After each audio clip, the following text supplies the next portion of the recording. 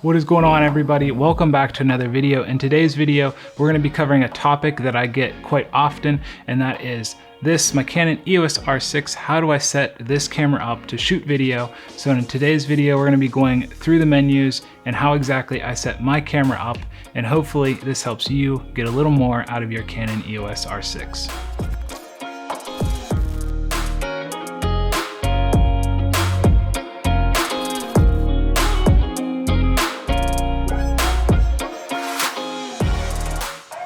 Alright, so here we are with the Canon R6. Before I dive into the menus, I just want to run through a few of the basic functions and how I have those set up. So this wheel, the back wheel, is set to aperture. This top wheel I have set to ISO. And then this front top wheel is my shutter speed. And then if I half press the shutter button and turn the control ring, that adjusts my white balance in Kelvin. And so these are by far my most used buttons and settings. So this is how I control the camera 90% of the time. And so those are how I have that set up. All right, so now we dive into the menu here. I will quickly run through some of the settings that I use and have adjusted. So shooting mode is manual. Movie quality, this is ever changing, so I normally bounce between 4K 60 and 4K 24. Also high frame rate is here as well. Movie crop I have disabled at the moment, but I do use the movie cropping function quite frequently. I shoot a lot with the 15-35, and so this crop function allows you to get a little more length out of your lenses. Sound recording I have set to manual. Most of the time I shoot with the Rode NTG, and that has a very good preamp built in, so I can turn the gain up on that, and then this allows me to turn the gain down on the preamp and the R6, which I found to not be the best. So I have this set just one above the very bottom. But if I am not shooting with an external mic, I will just switch this from manual to auto, and now that allows the internal mic to be used. Most of the time I keep this on manual and I turn off wind filter and attenuator. Moving to the next, there's nothing really on this mode that I use. You could turn on 1/8 stop increments if you would like. I personally do not. Moving over to the third menu, we have white balance. I shoot in Kelvin, so 56 is daylight, 32 is indoor, and I just adjust that depending on what environment I'm in. Down a little lower, we have Canon log. I shoot in C-Log 3, view assist turned off, and BT709 as the color space. On shoot menu 4, I do have peripheral illumination correction turned on, distortion correction turned on, and chromatic aberration correction all turned on. I found it does the job, and so there's no need to really turn those off. It doesn't hurt the image. High ISO speed noise reduction I do have turned off. I use a third-party program in Premiere if I need to do any noise reduction, but the R6's image usually is very clean. HDR I have turned off because of log being on. Movie self-timer, I never used this. Here on tab 7, we have IS. I do not use digital IS. I use the lens and internal IBIS. If I am shooting with something like a 50 f1.8, I will turn that on from time to time, but for the most part, I shoot with no digital stabilization. I do have zebras set to 70, and then zebra level 2 set to 95, and I've mapped this to a button on the camera so I can turn that on and off. Shooting display, I have screen 1, 3, and 4 enabled. Screen 2 and 5 I do not have enabled. For the viewfinder, which is this electronic viewfinder up here, I have 1, 2, and 3 all enabled for the electronic viewfinder. Histogram I have set to brightness and display large. I use the histogram quite a bit, and so I like having a large histogram display to check my levels. And that is pretty much it for this setting. Viewfinder display, I have 1 and 2 just set to the factory. Here on the final tab, standby low resolution is turned on. HDMI display is set to this. I've never actually used HDMI out, but that's what I have it set to. And time code is the same as it came from the factory. Moving on to autofocus, I only use two modes. I use single point and tracking. The majority of the time I use 1 point AF, which is single point. But if I'm shooting with people, I will use face tracking. For subject, I bounce between people and animals based on my subject. Movie servo is enabled, and touch to drag is enabled. Moving to the second autofocus tab, I have peaking set to a button to turn on and off.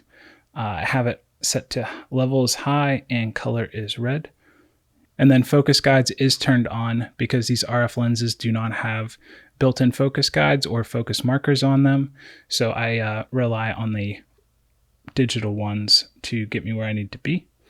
Here we have the speeds and feeds.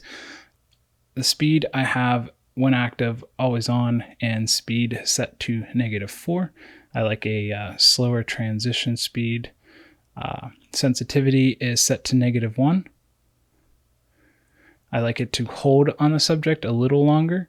I don't shoot a ton of fast-paced stuff, and so this is kind of why it's set up the way it is.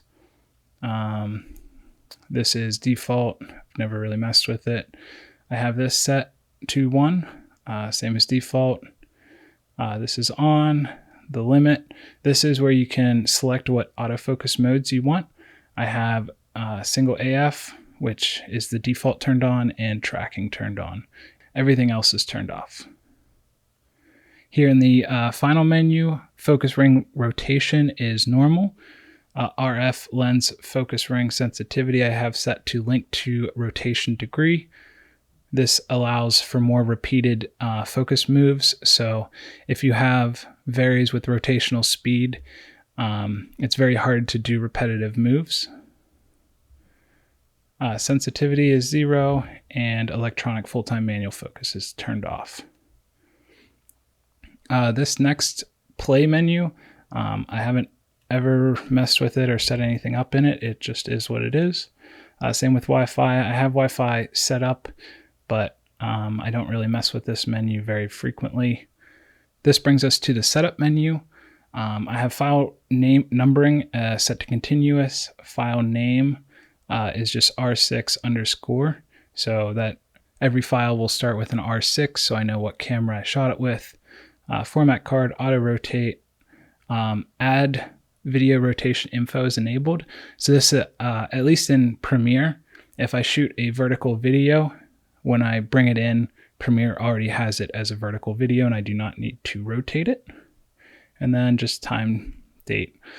NTSC, that's for my region. Beep is turned off.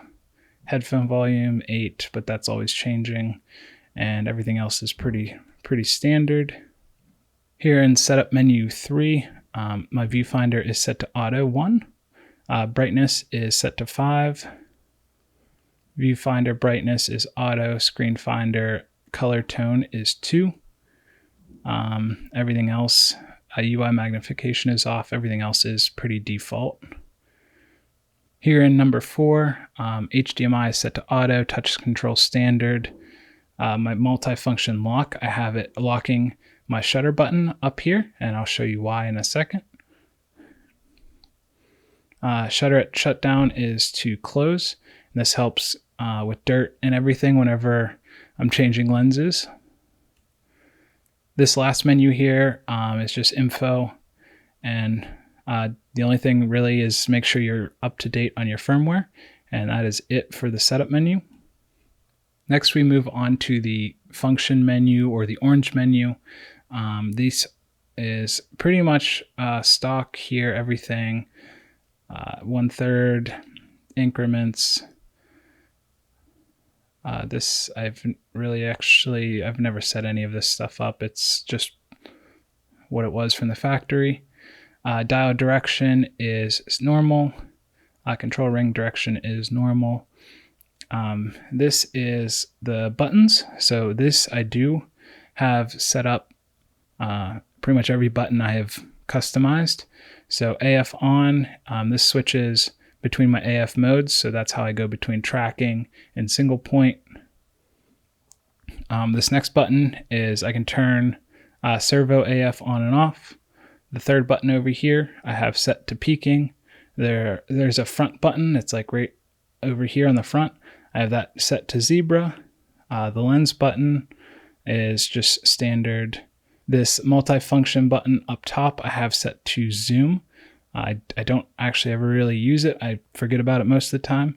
This is probably the single most important thing, is instead of having to reach all the way over here to go to menu, set the set button as your menu.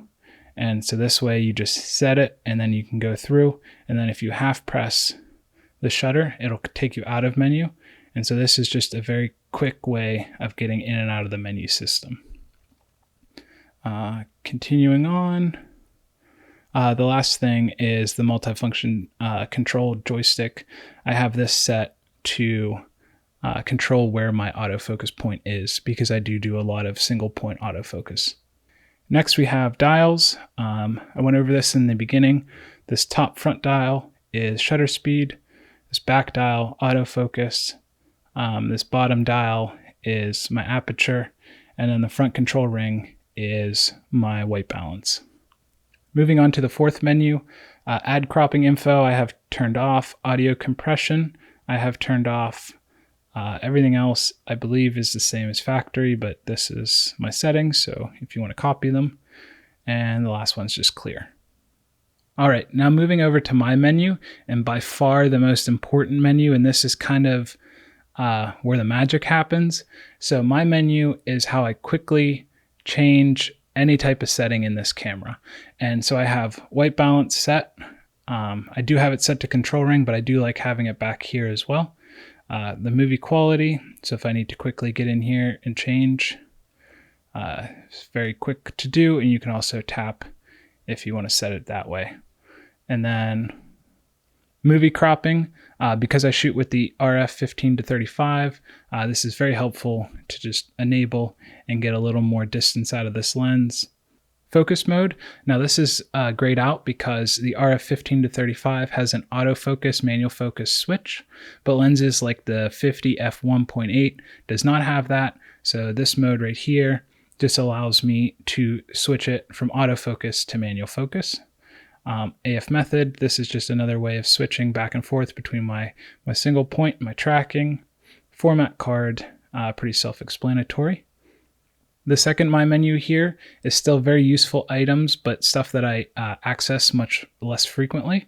So we have our sound recording, my log settings, C-Log3, BT709, zebras, IS. So again, the 15 to 35 has an IS switch, so you can toggle it on and off. But lenses like the 51.8, being able to come in here and turn IS on and off is helpful. And that is the My menu. I like to keep it pretty consolidated, but it has everything that I would ever need. So this, almost 95% of the time, is the menu that I go into. I almost never mess with any of these other menus up here. It's just always My menu. Now coming back out, I will show you a quick demonstration of how these buttons all work now. So right here we have our single point. Joystick does control the single point as well as touch to drag.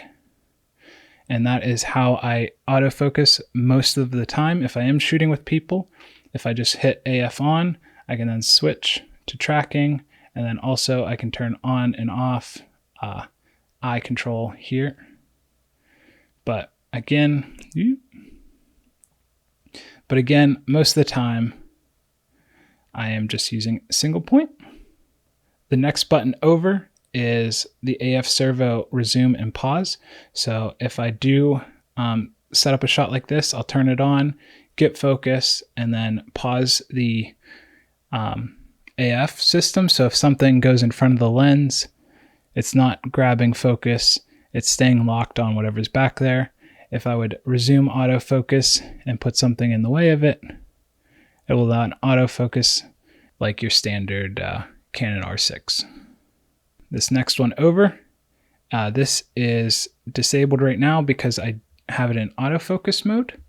But if I would go over here, click autofocus off, we get our focus scale at the bottom. This is what I was talking about. I do have AF assist on, so this is using the dual pixel autofocus to help give me a visual representation of where I'm at. And then this button now turns peaking on and off. And like I discussed, I have it set to high and color red. And then this zoom button here allows me to punch in and really check that autofocus and then hit it. And we're back out. Just a quick and easy way to manually focus. Now, info is how I toggle through screens. This first one is nice for composing shots. It's just a clean feed. The second one is how I normally have it whenever I'm running and gunning. It just has my info here on the bottom. And then this third screen has my big histogram up here for making sure my levels are good, as well as everything, kind of like your audio levels here. So if I do need to check that, then that's where I can do that. But most of the time I shoot with this screen on unless I need to check exposure. Quick access is just another way of getting to those menus. I don't use quick access all too much, and then set gets me in and out, and then half press the shutter to get back out here. We'll set that point, it's kind of drifting. And then this very frontmost button, which is up here, turns on zebras. So if I have zebras on, you can now kind of see visually down here and up there. Just shows that, and my zebras are set to 70. So now I know that this part of the desk right here is hitting 70% IRE, and 70% is kind of where you want the face to be whenever you're shooting interviews. So that's why it is set to 70. But that is how I set that up. And that's really it. So, I mean, I think for me personally, the simpler, the better. And so I have it set up in a way that makes sense to me. And hopefully this kind of helps you guys out as well. So I hope you guys found that helpful, and I think it's important to note at the end of the day, there's no right or wrong way to set up a camera. It's all about putting the settings that you need in a place that you can get to them quickly. And so this is just how I set up my camera and what I found works best for me. Something completely different might work best for you. So hopefully this helped you guys. And I just want to thank anybody that has liked, commented, or subscribed on a video. As this channel continues to grow, it's because of you supporting me. And so I really appreciate that. I have a few cool videos in the works. One of them involving the camera that I'm shooting on right now, the Canon C70. So be sure to be on the lookout for a video involving this camera in the future. Thank you for watching, and I'll see you in the next one.